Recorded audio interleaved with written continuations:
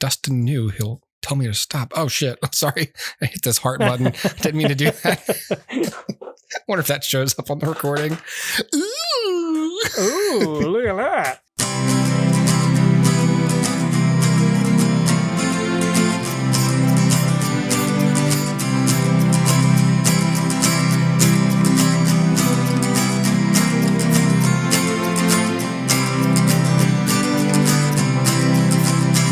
Everybody, welcome to the Hoopercast Movie Hour. Dustin, I've been talking recently about appliances. So you know my mysterious dishwasher situation? Yes. On and off and on and finally off again. Uh-huh. And so it went out like the beginning of September. And I was like, Okay. I'm going to wait the whole month. And if it doesn't come back on for the whole 30 days, I'll call an appliance repair person. Okay. And so I hand washed my dishes for 30 days and like another 2 weeks or whatever. And I was like, okay. And I got someone to come out here. And so basically I did my due diligence first. I looked, I checked drain lines. I flipped the breaker. I did all the stuff that I felt like I could do without breaking it further. I cleaned out the filter. I scooped out the water. Didn't operate. And so she came and like was resetting it over and over again. It wasn't responding. But like I learned that the General Electric dishwasher has like I guess most of them have like one electrical relay and it has two. And so she like went under there and was like flipping with stuff. And then she reset it. On the fifth reset, it came on. And so the thing is, she was like, if it happens again, you either need, to get a new board or you need to just replace your dishwasher. And so I was like, well, what do you have? And she was like, I have a Bosch. And I was like, okay. So I've heard. You're like, I love that show. That's right. She's like, a Harry Bosch. I have a Bosch. I have a Mad Men. So anyways, that's where I'm at with the dishwasher. It works right now and it has worked for like a week. But it is doing the thing where it's just kind of randomly flipping on. Like not at the end of the cycle, it'll just be like, ding. I'm like, hey, you want to use me? And it's like, it's like, yeah, I didn't tell you to. So I'm kind of thinking that was not as expensive as the plumber was. But I'm kind of bracing myself to have to replace, which it's not a big deal. It's like, that's fine. Like this dishwasher got installed in like 2017, which is like midlife. It's not like it's like my AC. I told you how old it was. It's clearly too old. Right. It's a miracle it's working. This, it's like, okay, it's not like it's long overdue for a replacement, but it's not brand new either. It's right. Sure. So it's just like, it's not going to bug me. Like, of course I don't want to pay for a new appliance, but in the grand scheme of like things to replace, like I'd rather do this than like my car or like, totally. Or my washing machine, my washer dryer. It's like, this is only, I say only, I haven't priced them out, but like a dishwasher is like less than $1,000. It's not like a life-ending amount of money. Right, exactly. And so anyway, so it's like, all right, well, hey, maybe I'll get a new dishwasher out of it. So sure, at least it'll stop flipping off. And that it's not even that like I have to hand wash the dishes. It's that whenever it happens, I've loaded the thing, I've put the goop in it. And it's like, hey, I don't work. And I'm like, motherfucker. And now you have to redo everything. Take them all out. And now there's just goop sitting in here that won't run for who knows how long. And I just have to do all this again. And it's just, it's like right when I get in, it's like the first night it worked. It was like, hey, I can just load these. And it was wonderful. And all the nights I was hand washing them, when I knew the thing was broken, that was fine. Because it was like, hey, just hand washing is just what I do now. Routine. But the most frustrating thing is I load the washer and then I have to unload it immediately and wash all these dishes. You're like, don't give me hope. Yeah, don't give me hope. You said you were going to work. just tell me one way or another. Rip the Band-Aid off. I need you to leave or stay. I can't take this. If it's a no, it's a no. But don't drag me along. My heart can't take it. Don't play with my feelings. I'm a grown man. Quit playing games with my heart. Today is Friday, November 22nd, which is pretty crazy because not only are we going to talk about 11/22/63, but 11/22/63 itself was also a Friday. Hey, okay. That's pretty crazy, isn't it? Serendipitous. Yeah. So I read I read the Stephen King book and watched the series, and the reason I crammed it all in the fall was specifically to say that sentence I just said. And now that I've done it, I'm still unfulfilled and unhappy in my life. I was just saying, it's not serendipitous at all. It was very planned. Oh no, it was engineered to the letter. It's the opposite of serendipitous. Darin Sipidous. What if that was your name? Darin Sipidous. If I went back in time, that'd be my alias. Hi, my name is Darin Sipidous. Oh, cool. Where are you from? Like, I'll never forget your name, stranger. Yeah. And then I can't change the past because my name is so goddamn weird. Darin Sipidous. Hi, I'm Darin Sipidous. He's all over like every history book just because of his name. Yeah, he's in the Guinness. You can't escape him. Strangest name. Darin Sipidous. All right, 11/22/63. I'm going to tell you something that's going to seem crazy. I need you to go in this closet, take a look around, then I'll tell you everything.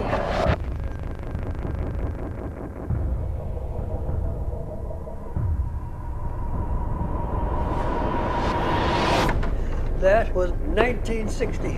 I need you to go back there to prevent the assassination of John F. Kennedy.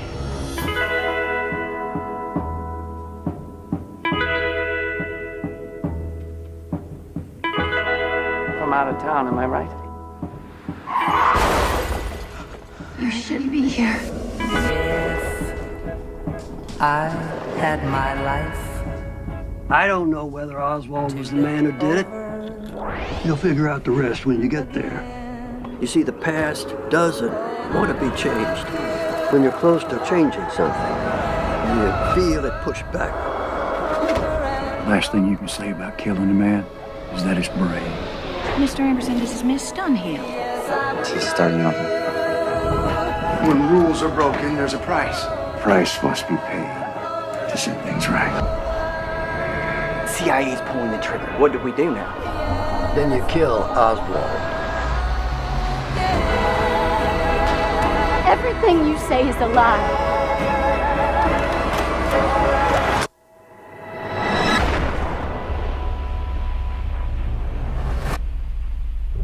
So this was a journey, Dustin. So you watched this, you reviewed this on our show in 2016. Yeah. Okay. When it came out. This is when this show. It feels like it was 1963 when I reviewed this. It was a long time ago. Yeah, February 15th to April 4th, 2016. So you saw it pretty soon after it. Yeah, I saw it. After it premiered. So you were Johnny on the spot with this. And because I wasn't, this Hulu original was not on Hulu. Really? Where was it? I was shocked because this was on my watch list and I knew it was on my watch list. It wouldn't show me the episodes. It was showing me like trailer and like other and like related stuff. And I was like, where are the episodes? So then like I took it off my watch list and tried to search for it.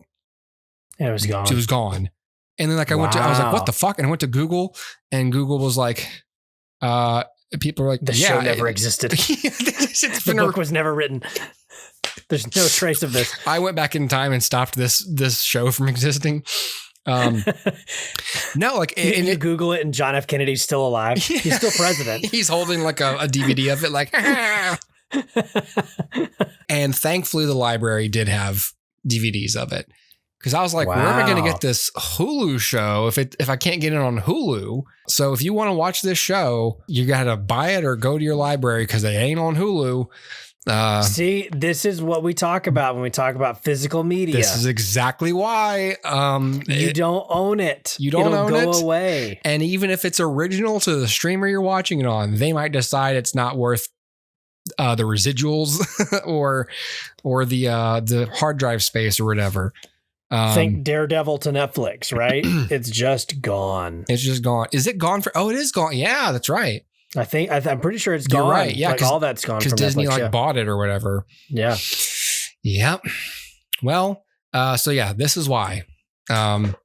Well, I might have to fast track the purchase of this Blu-ray. Yep, it's the only way you're going to watch it. You're going to see it.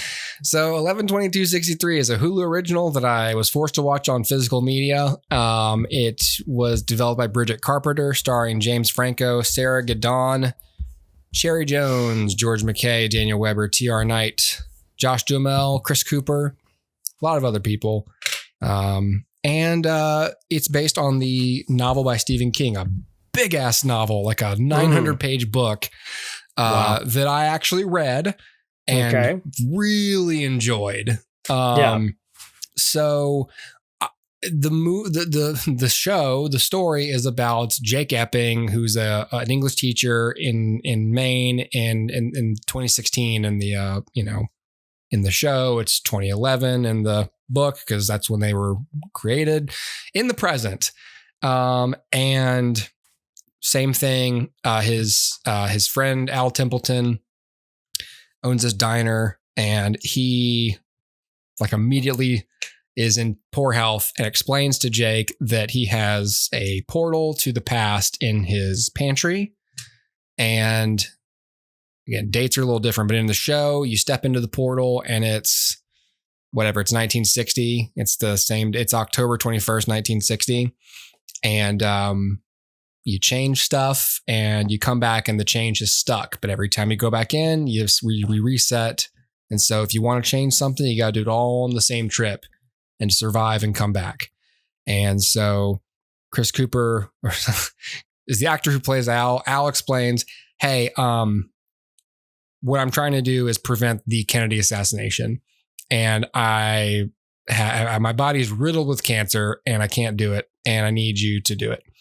And so and he gives him his notebook full of research and, he's got his knowledge of the present and of history. And Jake goes back in time and basically has to create an identity and live and for years in the past so that he can get to November 22nd, 1963 in Dallas to prevent the Kennedy assassination. So he's surveilling Lee Harvey Oswald, and he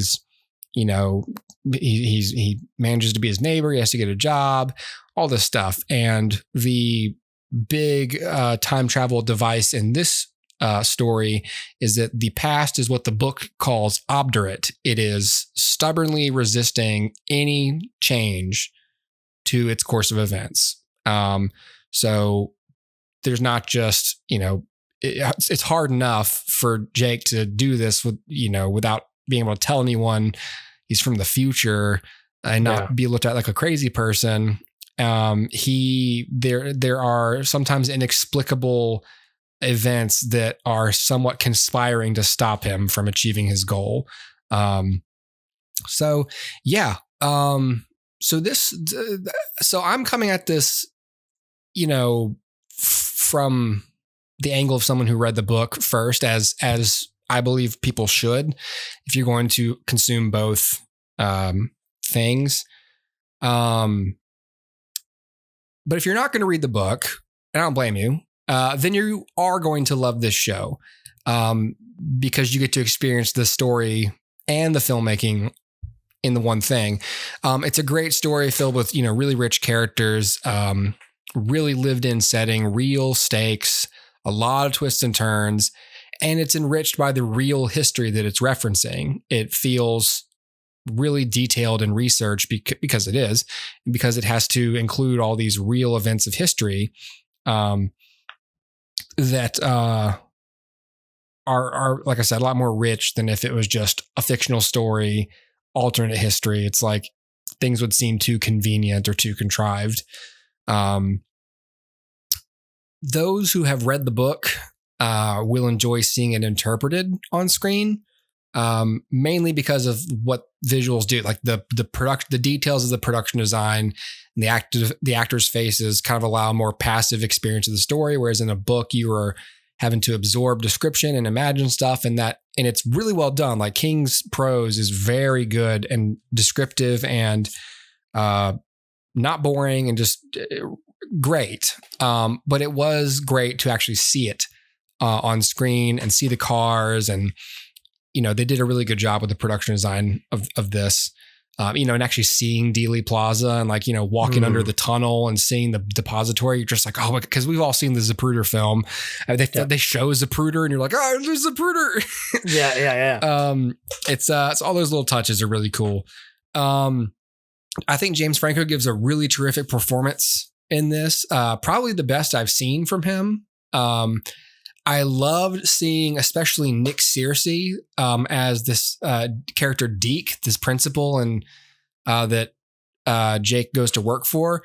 Nick Searcy was always one of the best things about the show Justified. He plays Raylan's boss. He's like the chief marshal or whatever. He's just great. He's like a character actor. He's like the same guy in Justified. So every scene with him, I was like, yay! I love Nick Searcy. So I recommend people see this, just as you did, Dustin. From my perspective, I preferred the book, but that's just because of original medium versus adapted medium. And that's just things like, oh, they changed some stuff. Like it's fine to say what I've just said. If you read books and the story is justified being the best in its original medium. It was a book first for a reason. That being said, every narrative change that was made for the show was made for good reasons. And the biggest one being the expanded role of Bill Turcotte in the narrative. Because Jake needs somebody to exposit to. He needs to talk to somebody. In the book, Bill Turcotte dies at the Halloween massacre house. Like he has a heart attack or something. Sure. Same thing, but he does not join Jake and come with him to Dallas and pretend to be his brother and be his accomplice and then his enemy later. None of that's in the book, but you can understand why they're like, okay, well, Jake is by himself for those big stretches of time. He's got to talk to somebody. He can't just, you can either have him talk out loud to himself or you have him have an accomplice. And it does make sense somewhat that Bill Turcotte would be like, yeah, I'll just help you, Yeah. Right. Everything surrounding Bill in the middle of the show is largely original because of that fact, there's without going into spoilers, he develops feelings towards Lee Oswald's wife. There's a place that he has to go later in the plot. All that stuff, it just gives his character more to do. They have to add plot so that he's not just obviously there for exposition. He's not just there to be talked to for 4 episodes or whatever. Yeah. Stuff like that is just the clear difference between visual storytelling and written storytelling. So of course I just prefer it in its original format. My brain is more, it's kind of like I'm a time traveler. It's I'm trying to reconcile the slight changes that were made. And I'm like, does this matter downstream or is this going to bother me? You're kind of tracking it. So that's the only thing about doing both is you're going, what? It does distract you a second. Whereas you, Dustin, were probably like, okay, all right, cool. the guys with them. Yep. And I'm here oh, everything's changing. Yeah. Right. But it's not bad. So this is why I'm here to tell you, if you do read the book first, I think you're really going to enjoy it. And you'll still love the show. Just like anything, there's changes. So sure. Yeah, but I liked it, I thought really ambitious too. Good. It was a show and not a film. And there's so many twists and turns in every part of the plot. It's much better suited to television, even if it wasn't super long of a story anyway. Yeah, I think this is my favorite Stephen King adaptation that I've seen, and I've not read any of his books, so I'm not judging it in that way. I'm just saying of the films that have been adapted from his works, this seems to be my favorite. And like you said, well suited. This book is on a lot of people's top 5 Stephen King book lists. Like I was just watching some YouTube videos and so one dude was like, I was just about to read the book too. And he was like, my favorite's 11/22/63. And I was like, whoa. And I finished the book and I was like, that was pretty fucking good. Like, yeah. You know, like Stephen King's a great writer, but like, and I haven't read enough of his work to tell you, but it's my favorite of his books so far. So yeah. No, it's a great story, and there are very big key moments that stick out in my brain, even after having watched it as long ago as I did, and only watched it the once. It's like it's sticking in my brain. So when you mentioned wanting to rewatch it, I thought, okay, I got to put this on my list and rewatch it as well. That's when I found out that it was on Blu-ray, and I'm like, well, now I guess I have to buy it on Blu-ray if I ever want to rewatch it again, and I do. So like, I guess I'm going to be buying this on Blu-ray. Yeah. But like, it's a good story and well performed, and say what you will about James Franco, but like, you know, he does shine in this. And, it's a good little, way to spend however many episodes it is. What is it? 6 episodes, 8 episodes? 8. 8. So yeah, it's a good way to spend 8 episodes, and like you said, great characters, and yeah, I enjoyed it immensely. There's a scene early on because Al explains to him, is like food's a whole lot better, you know, in the 60s, and so the first thing he's doing, he's sitting in a diner and he's eating pie. It's just like Spider-Man 3. She even says like, how's the pie? And I wanted him to be like, so good. So good. So but good. He does like curl a smile for a second. I was like, is he going to give the same take? But he was just like, oh, it's amazing. It's unbelievable. He, you know, says whatever a human being would say. But I just thought it was hilarious that the first food he's enjoying, James Franco, is pie. Once again, pie. I remember that being like such. He must insist on that. It must be in his contract. Like, if I'm going to eat delicious food, I want it to be pie. There must be pie in this script. I remember that and like thinking about that and going, you know, if I could go back in time, I think that is one of the first things I'd do is just try the food. Just eat. Because I feel like it would have to be so much better. Can you imagine like, that's just like all you would do is just go back in time and be like a food critic almost. Just like, no, I'm going to try this restaurant. Oh, now I'm going to try this restaurant. That's what like other people would do. Like if just like you take your wife out, like, hey, Sarah, you want to go to, you know, Schlotsky's, like, you know, 4 days after it opened for the first time. Yeah. I would totally go to like the fast food joints and be like, let's compare how terrible Burger King is now to how good it is. You know what I mean? Or like McDonald's or whatever. And then just be like, oh, it's so good. Why did it ever change? I know. But yeah, that was one of the things, because there's a whole lot about that in the book.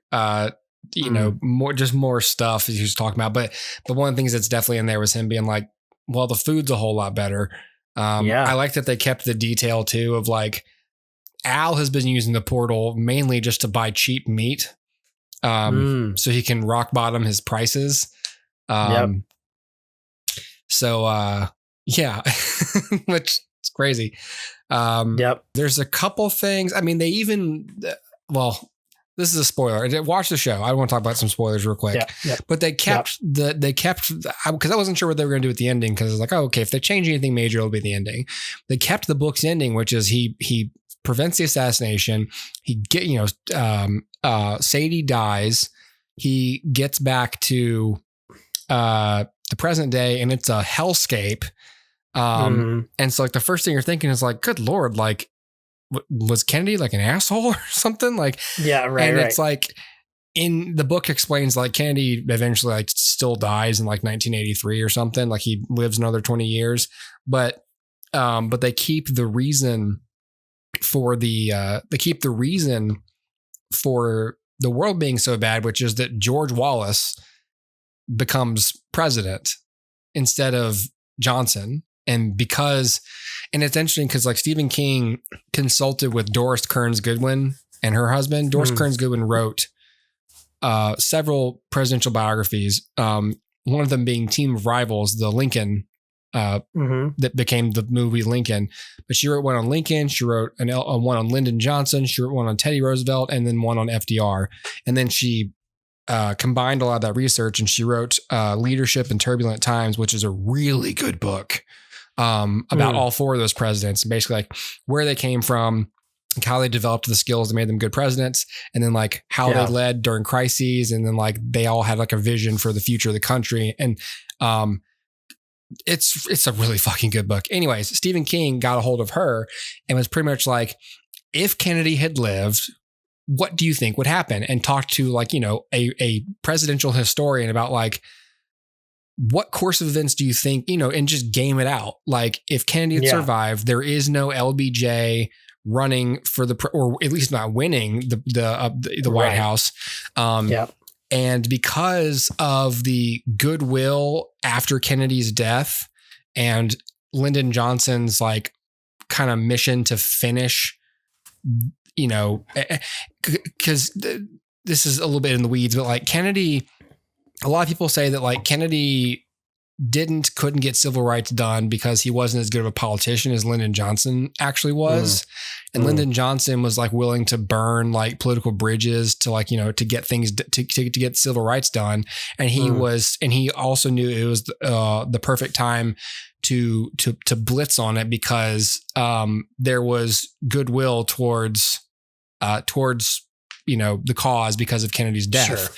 And so the idea that Kennedy may survive the assassination attempt, never pass civil rights. And so, and then because bigotry continues in the US, a man like George Wallace actually becomes president. George Wallace was the governor of Alabama. We have a tunnel named after him here. That still has, the Wallace, that tunnel under the river is the Wallace tunnel. And surprise, surprise, everybody hates it. I think that's why they haven't renamed it, is it's not a beloved tunnel. Right. But we've it's come up a few times like maybe we should rename this tunnel. There's been a couple of names of people who deserve it much more. Anyways, so that guy becomes president and ruins America. Wow. Okay. So like in the book and the show, I kind of chuckled. I was like, Yep. He sucked. Yep. I believe it. So yeah, but it's the same ending. Like he goes back, he resets it real quick, and then he goes and finds Sadie as an old woman and just dances with her one last time. It's like, there is one thing that's not in the show that I want to tell you about the book. The guy, Harry, the old guy who he goes back in time to stop from his dad from murdering his family. So in the book, in the show, that's somewhere that's in Kentucky, I think. So they're from Maine. So in the book, that guy lives in Derry, and Derry is one of those. He is that town that shows up in Stephen King a lot, and among them is it. And in the book, you go back and it's 1958. It's not 1960.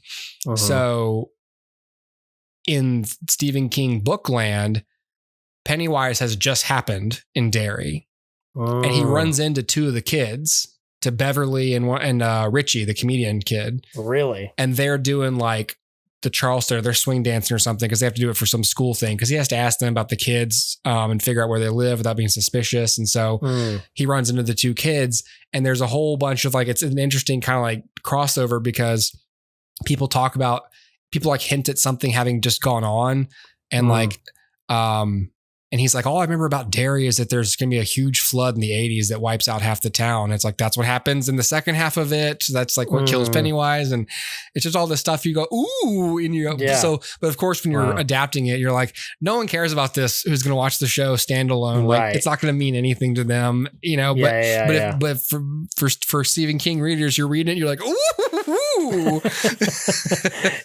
it's juicy. And there's a couple of times like he walks around, he's like, I can't explain it, but there's just something very wrong about this place. And it's because the presence is still there.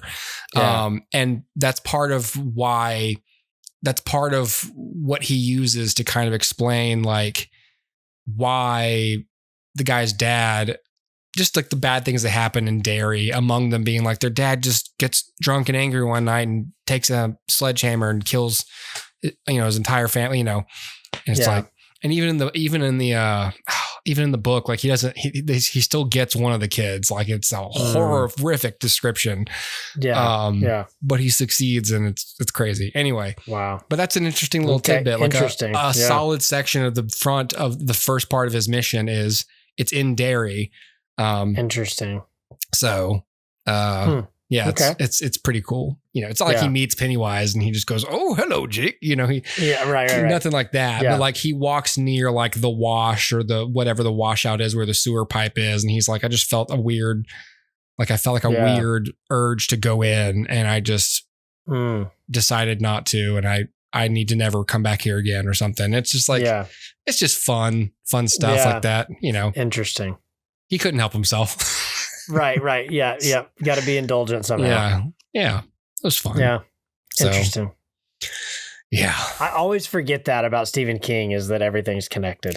I always forget that. Yeah. And like I'm going to be watching Castle Rock coming up pretty soon, even though that show's like over or never finished or whatever. But it's like I want to, that makes me want to read more Stephen King because I loved Castle Rock season 1. I never watched beyond that though, for whatever reason. But then there's classic stuff that I haven't read or watched yet, like Misery, that I really want to see before I watch Castle Rock. But I can't possibly read and watch all of it. Although I need to read Salem's Lot now because they just adapted it into a show. And so it's like, okay, I can't just sit here and read Stephen. It takes a long time to read a Stephen King book. And I just, I need to take a break and read some easier shit. Right. But I'm really glad I read 11/22/63. I'm glad I saw the show. I ended up buying 11/22/63 because the copy from the library was large print and it was very flimsy. And I was worried I was going to break it. And I was like, I'm enjoying this. I'll just buy it. I'll just buy it. Yep. So I have it now. Sweet. So yeah. I'd read it again too. It was cool. Yeah. Sweet. Yeah. All right. Well, that's it. That's all I got. Okay. Well, that's all I got. Yay. All right. Well. All right. Bye, everybody. See you later. Bye. What an ending.